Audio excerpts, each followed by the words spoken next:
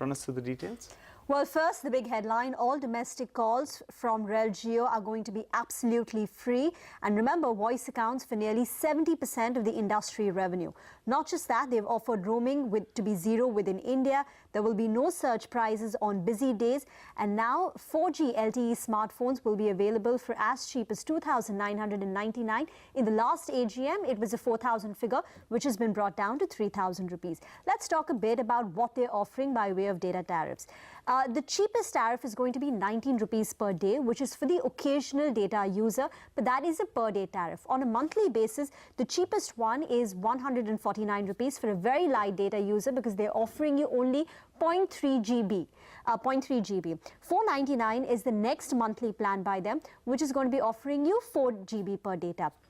Let's now work with the monthly plan of 149 rupees. You know, what we understand is that a typical user in this price point are going to be your voice users. And over there, it's actually cheaper to go with your incumbent players like Bharti as well as Idea, because if you look at the voice average revenue per user, only voice, it's 130 rupees for Idea. For Bharti, it is 139. So Jio actually could be a little more expensive, though they are offering you some, free data with it.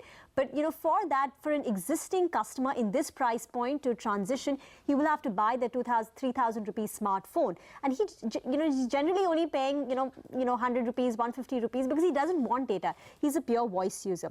For the 500 rupee plan, which by Jio, which offers you 4 GB, Jio is offering you 500 rupees. Incumbents on an average would be close to about 700 to 750 rupees per user, which means Jio could be effectively cheaper by at least 30%. What we're trying to say is that as your data consumption goes up, it might be cheaper for you to use Jio versus the other incumbent players. How does all this impact the incumbent players like Bharti and Idea?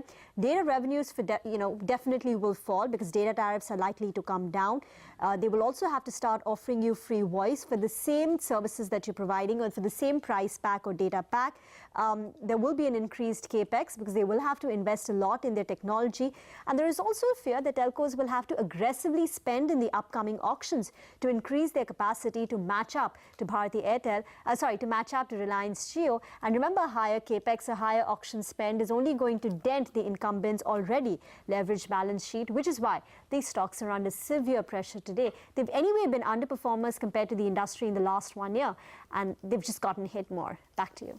Absolutely, Reema. Thanks. Last counting, I think Bharti